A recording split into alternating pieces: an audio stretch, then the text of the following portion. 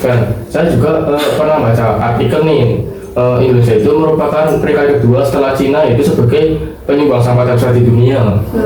Yaitu usaha mahkot, kalian tahu nggak? Oh iya, usaha mahkot, iya ya tahu. Usaha buat mancing ya, Iya, kamu buat sering mancing, mancing buat kan? Kok tahu? Saya lihat di IG kamu. Samping. Hujan itu nanti bisa ke bawah arus ya sampahnya. Disitulah kamu mulai terbawa arus. Yo yo, kembali lagi di podcast Reset Rendian Seno.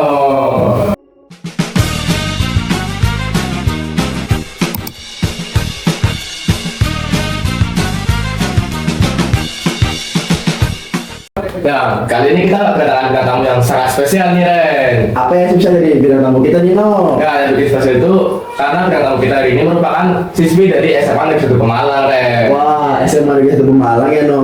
Udah, Ren, lama lagi langsung aja kita sambut mereka berdua, yaitu Kirana Widi dan Putri Aura. Nah, gimana nih kabar kalian hari ini? Alhamdulillah Baik. Terus gimana sih rasanya sekolah di SMA Negeri 1 Pemalang? Nah tentunya senang banget ya, bersyukur sekolah di SMA Negeri 1 Malang. Apalagi SMA Negeri 1 Pemalang ini udah menjadi SMA impian kita ya. Terus pas masa sekolah di SMA Negeri 1 Pemalang ada rasa sedih atau senang nggak? Ya tentunya senang ya, karena lingkungannya juga positif, Banyak teman, banyak relasi ya kan. Ya kalau sedihnya ya paling karena tugas aja sih kemarin. Pelajaran. Iya, Iya benar. Gimana nih kalau kalian bisa datang ke podcast Reset pada siang hari ini? Tentunya kita excited banget karena kita bisa bertemu dengan orang rese ini ya, orang rese ini ya. Wow, saking excitednya banget ya sampai datang sini masih pakai seragam sekolah. Kayaknya belum pulang nih. Iya belum. Oke, langsung aja. Di sini kita akan membahas tentang masalah sampah. Kayaknya ini bakal jadi pembahasan yang sangat seru nih. Iya benar banget. Emang seru sih kalau bahas sampah, soalnya kan sampah ini sudah menjadi masalah umum kan bagi masyarakat Indonesia. Iya benar banget. Apalagi masalah sampah ini udah menjadi PR ya, PR untuk pemerintah dan masyarakat Indonesia juga kan pastinya. Dan saya juga pernah baca artikel nih, Indonesia itu merupakan peringkat kedua setelah Cina itu sebagai penyumbang sampah terbesar di dunia. Wah, itu Iya. parah Oh banget iya sih. sih. Itu emang butuh perhatian yang serius ya dari semua pihak. Parah sih. Terus kenapa sih masyarakat Indonesia bisa segila ini gitu loh? Itu paling karena tentunya karena kesadaran masyarakatnya ya, terus juga perilaku masyarakatnya, apalagi yang kebiasaan buang sampah sembarangan, itu juga menjadi masalah utama. Kalian tahu ini nggak sih Pandawara Group? Tahu nggak? Oh, kalau warnanya itu tahu. Dan Itu kalau kan, bumi. itu kan komunitas yang positif banget lah ya. Iya, Mereka juga udah membersihkan banyak sungai di Indonesia ya kan. Iya. Tapi kita juga bisa lihat tentang apa kebiasaan buang sampah sembarangan masyarakat. Kalau di depan rumah mereka ada sungai, jadi buang sampahnya di sungai. Asal bahan berbuang sampah. Iya, itu udah kelihatan banget kan. Kalau sungainya kotor pasti itu salah siapa? Pasti salah warganya Warga. dong. Terus juga kayak itu pernah yang konflik itu loh. Iya. Apa ya? Yang pasang CCTV apa ya? Iya. Yang Iya. Pandawara Group ini pasang CCTV. Terus ketahuan ternyata kan Pandawara udah bersihin itu sungainya, terus ternyata pas Pandawara pasang CCTV ternyata masyarakatnya tuh buang sampah di sungai itu lagi, terus warganya itu malah marah-marah ya, malah minta Pandawara balik lagi buat bersihin lagi. Kan lucu ya Lucu kan? banget sih. Mereka nggak tahu malu ini Iya. ya. Udah dibersihin, apa bukannya timbal balik yang baik malah kayak gitu. Nggak tahu terima Iya, kasih. Terima kasih. Sendiri. Terus selain konflik dari Pandawara ini ada konflik lain nggak selain konflik Pandawara tentang sampah? Kalau di Indonesia sih yang sering ini ya, yang banyak itu kekurangan TPS atau TPS. Jadi tempat pengolahan pembuangan sampahnya itu di daerah-daerah Indonesia itu masih kurang lah istilahnya. Iya, tapi kan sebenarnya di setiap wilayah tentunya udah ada ya, cuman memang mungkin Masih kekurangan. iya masih kekurangan, masih sulit dicari mungkin. Terus juga ada yang TPS-nya udah penuh gitu kan, sampai berserakan di jalan, ya kan gitu. Terus juga pemerintah kan tuh menyediakan tempat sampah yang warna-warni kan. Oh iya, warna-warni. Iya, ada yang organik, Organik, anorganik. B3. Iya, B3, benar banget. Tapi emang masyarakat itu udah menerapkan sistem itu belum, udah patuh belum, misal yang membuang sampah pada anorganik, organik dan B3 itu dipisah, nggak dicampur. Sepertinya kalau kita lihat-lihat aja ya, kalau lihat-lihat sekitar lah, sepertinya belum ya, karena memang minim kesadaran gak sih? Iya. Berarti masyarakat itu membuangnya masih asal sembarangan gitu. Iya, nggak pada bisa-bisa. satu tempat itu doang. Mungkin karena nggak tahu juga itu sampah apa gitu. Tapi kalau dipikir-pikir ya, sebenarnya tuh mereka tahu, oh ini tuh yang saya buang itu sampah ini organik ya. Tapi cuman dari kesadaran mereka aja yang malas itu aja loh gitu. Malas buat memilah-milah sampahnya. Soalnya kan memang kalau mau memilah sampah kan memang ribet ya. Iya. Warga Indonesia itu kan cenderung nggak mau ribet kan, pengennya simpel-simpel kan. Jadi ya udah buang aja gitu kan, asalkan di tempat sampah ya udah. Berarti saya sudah membuang sampah pada tempatnya. Tepat gitu kan. Sampai sembarangan. Ngikutin yang tepatnya, mau di sini ya udah di sini, kalau udah penuh ya udah geser ke satunya gitu, sampai kan akhirnya sampahnya tercampur. Nah, kalau udah kayak gitu kan, berarti kan udah tercampur gitu. Semisal dicampur itu kan pasti pengolahannya juga sudah susah kan, apalagi itu udah ada di pos TPA itu apa Bantar Gebang kan.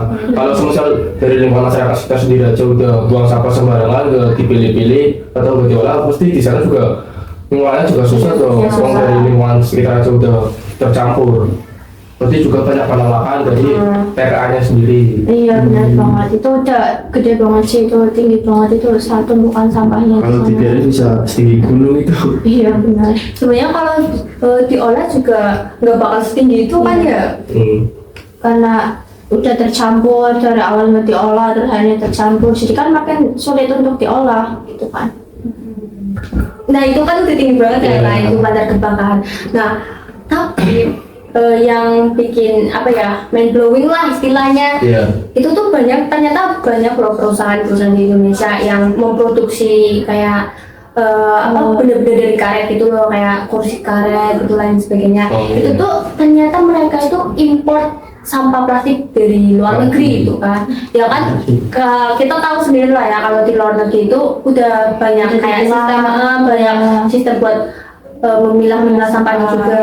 Ya, terus di sana juga kan udah ada alat modern gitu kan. Terus ada juga yang menyetorkan botol plastik, terus nanti timbal baliknya dapat uang. Karena kan sampah plastiknya buat pemerintah diolah lagi, buat masyarakatnya lagi.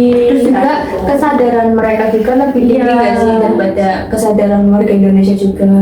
Jadi perusahaan itu kayak melihat walaupun di Indonesia itu banyak banget Sampah plastik. tapi kan itu tuh sampah yang tertolak ya, alias sampah yang nggak bisa diolah lagi Iya. itulah ribet. Akhirnya menumpuk gitu kan. Jadi kita nggak usah jauh-jauh ke Bantar Gebang, di Pemalang aja kan udah kayaknya banyak sampah yang menumpuk kayak gitu loh. Iya, Iya. apalagi Nanti kemarin dikasih. kan, kemarin tuh saya pernah ini lewat di apa gabungan itu benar-benar full sampah gitu sih di setiap jalannya. Iya, itu sampahnya kalau udah penuh kayak gitu kan ke jalanan ya. Kalau misal hujan gitu kan, Iya. ya kalau misal hujan itu nanti bisa ke bawah arus ya sampahnya. Disitulah kamu mulai terbawa arus. Iya itu nanti ke bawah arus, tapi kan nanti habis ke bawah arus itu tuh ke selokan pastinya pada selokannya ke rumah warga terus atau enggak ke sungai, terus akhirnya malah tersumbat. Apalagi ini kan musim hujan ya kan, Iya. artinya itu bakal berdampak ke lingkungan sekitar juga. Iya, bisa banjir bisa juga. banjir kan. Juga wilayah-wilayah Pemalang kan juga banyak yang banjir kan. Itu juga karena sungai yang tersumbat Iya, itu juga tersumbat. bisa diakibatkan dengan apa, oleh sampah. Oleh sampah, iya sampah tersumbat. Terus apa sih yang menyebabkan masalah ini gitu? Dan juga apa kira-kira cara yang paling efektif untuk mengurangi masalah sampah di Pemalang? Saya tuh pernah ini loh kayak kepikiran. Saya itu pernah lihat artikel di mana itu 2 mahasiswa Ya. itu tuh kayak eksperimen buat dari sampah yang tertolak kan, kita tuh lebih banyak sampah yang tertolak kan Iya. ya. Nah itu dibikin paving block ya kan. Dan di Pemalang juga kan banyak tuh yang jalan-jalanan yang masih masih pakai tanah lah ya, jalannya Iya. belum halus gitu loh. Nah gimana kalau saya itu berpikiran bahwa warga Pemalang itu membuat semacam ini, sistem ini, pembuatan paving block dari sampah yang tertolak itu kan, untuk dijadikan paving block buat jalan gitu loh. Jadi Ya, punya benefit yang banyak gitu loh, antara sampah yang tertolak itu bisa didaur ulang, terus juga jalannya juga jadi Apalagi kan kalau hujan ini kan kayak cair banget ya. bisa banget. Ada yang jatuh bisa jadi kan juga.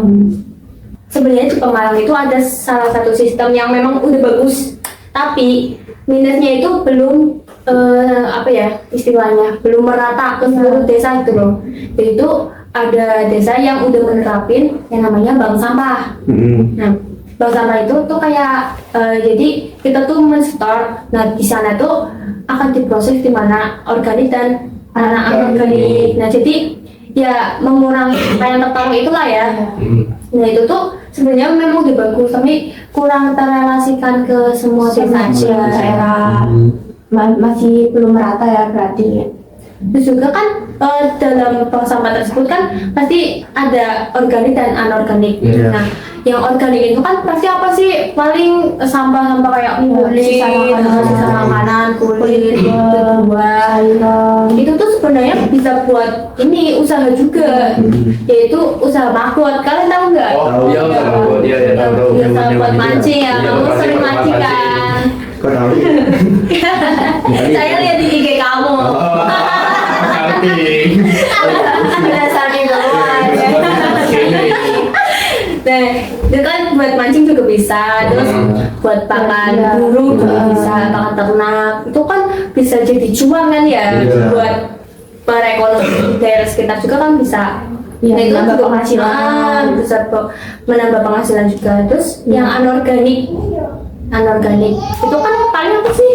Sampah plastik lah ya, Plastik, plastik. Iya. Nah, saya itu pernah lihat nih. Jadi sampah plastik itu bisa dibikin BBM. Gimana caranya itu? Jadi sampah plastik itu tuh kayak dicairkan gitu di suhu tertentu, lalu akan menghasilkan solar dan bensin. Ya memang sih rada ini ya, tapi memang ada gitu loh. Tapi kualitasnya Kualitasnya kurang. Tapi Coba dibilang. memang sih nggak sekuat Sekuat BBM. BBM pada umumnya. Tapi kan setidaknya kita punya pengganti lah. Walaupun ya juga benefitnya juga ada gitu lah. Juga kan biasanya juga ya. biasanya kan BBM juga naik kan. Juga apa ya kekurangan BBM juga bisa biasanya. Nah, itu kita bisa ganti pakai tenaga sampah kan. Kalian mengurangi sampah. Dari sisi lain juga ternyata aku pernah baca salah satu website, dan ternyata Indonesia tuh punya satu perusahaan namanya TN Foodwaste. Nah itu ada perusahaan, ya itu tuh perusahaan yang menghasilkan plastik. Ya itu tuh berarti perusahaan itu tuh bikin kemasan plastik dari pati singkong. Keren banget sih. Keren. Ya, itu dari pati singkong. Nah di Indonesia itu kan banyak singkong yang biasanya tuh dibuat sembarangan, nggak bakar, apalagi kalau di tanah yang nggak keurus kan. Padahal itu aslinya masih bisa dibikin buat kemasan plastik. Sekaligus kita mengurangi sampah plastik kan, apalagi sampah plastik di Indonesia banyak nih gitu. Wah, idenya kan bagus nih. Apalagi itu kan banyak cara pengolahan sampah gitu ya, harusnya bisa diterapin di semua lingkungan sekitar gitu ya. Iya. Nah, kalian nih sebagai siswi SMA Negeri Pemalang nih, bagaimana cara penerapan atau pengolahan sampah menurut kalian? SMA itu Pemalang. Menurut kalian gimana? SMA Negeri Pemalang ya, cara polanya gimana? Nah di SMA Negeri 1 Pemalang ini kan jadi kita kan pasti setiap hari minum kan. Iya. Nah, ada yang bawa botol, ada yang enggak. Nah biasanya tuh ada yang beli air mineral yang Yang kotor itu, ya. Nah nanti habis kita minum, kita tuh nggak langsung dibuang di tempat sampah. Seenaknya kita kumpulin nih buat dijadiin pilah sampah. Nah pilah sampahnya itu dilaksanakan hari Jumat. Jadi setelah kita udah ngumpulin sampah-sampah dari botol plastik itu, kita setorkan kan ke salah satu guru atau penjaga pilah sampah hari tersebut gitu. Nanti hasil akhirnya juga kita mendapatkan ini ya. Uang. Iya, mendapatkan Uang dari sampah tersebut. Iya. Kan lumayan kan buat nambah-nambah as. Terus juga buat makan-makan buat akhir tahun ya kan juga bisa sampai atau bisa buat apa? Biasanya kalau bulan puasa buat buka Buat ya, bersama, buat. buat nambah-nambah. Iya. Nah selain pilah sampah nih ya, kita kan ikut pramuka ya nih. Di pramuka banget nih. Salam pramuka. Nah jadi di pramuka itu kita tuh pernah menerapkan yang namanya ekoenzim. Baru dan berarti saya Boleh dengan referensi. ya Jarang-jarang ada yang tahu ya. Gimana nih cara penerapannya? Nah, jadi ekoenzim ini berguna buat menjernihkan air sungai itu loh. Kan biasanya kan air-air di ya sekitar sini kan keruh kan ya keruh. Nah, ekoenzim itu Sebagai solusinya. berguna untuk menjernihkan air istilah biar nggak keruh-keruh amat lah ya. Nah, jadi cara pengolahannya itu cuman butuh gula Jawa, kalian tahu lah ya gula Ya, aren, tahu gula gula Jawa. aren. Terus sama sisa Kulit kulit buah gitu kan. Nah, itu pertama kulit buahnya itu dicuci dulu, Iya. dicuci sampai bersih kan. Nah, setelah itu kita larutkan yang namanya gula Jawa itu sampai larut kan, biar jadi kayak air lah ya, air gula Jawa. Iya. Nah setelah itu kita masukkan ke tempat lah ya, istilahnya Ya, ke tempat yang salah satu kadar wadah. air, yang kadar air. Nah setelah itu kita masukkan semuanya, entah kayak itu kulit buah dan Sayur ataupun gula Nah, Jawa. dan gula Jawanya itu dimasukkan, terus ditutup rapat dan kita diam satu tahun. Ya, itu difermentasi. Iya, difermentasi. Sebenarnya itu kurang banget sih karena kan kita buatnya cuma beberapa doang Iya. kan. Sebenarnya itu harus banyak banget lah tuh. Saya harap sih kedepannya kita lebih banyak bikin ekoenzim dan lain sebagainya. Mungkin yang solusi-solusi untuk mengurangi sampahnya gitu kita perbanyak aja gitu loh. Jadi membangun kesadaran siswa-siswi SMA Negeri 1 juga. Itu juga karena sampah yang dipakai juga kurang, jadinya kita bikinnya nggak sebanyak itu ya. Karena kan pas itu kita selesai event kan, jadi ada sampah ya udah kita olah. Wah, SMA sekolah itu memang sangat bisa berada ya kreatif bagaimana cara mengolah sampah itu dengan cara pilah sampah dan ekoenzim. Kreatif sih.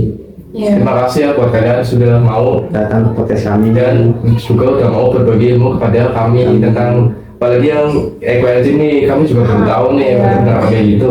Ya, nanti jangan lupa diterapin ya. Kayak jangan lupa makan buah, terus kulitnya juga dijadiin ekoenzim harus. Ya. Nah, ada nggak sih pesan dari kalian buat para penonton?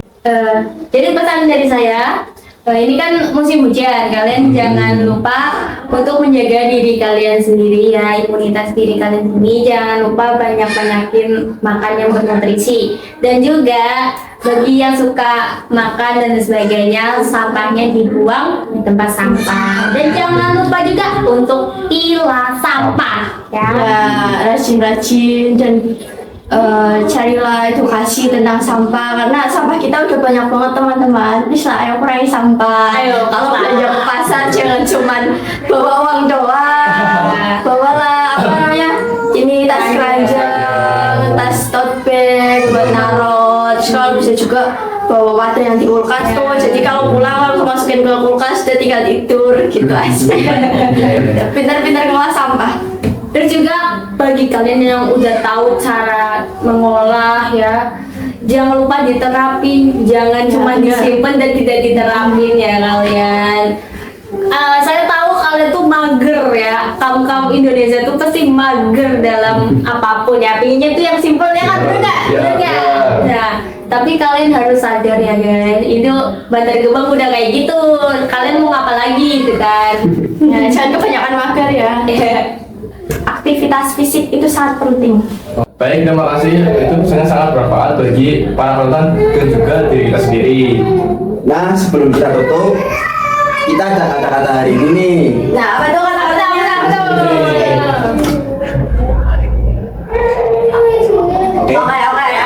Oke. 1, 2, 3. Kata-kata hari ini. Salam Tanggung jawabmu.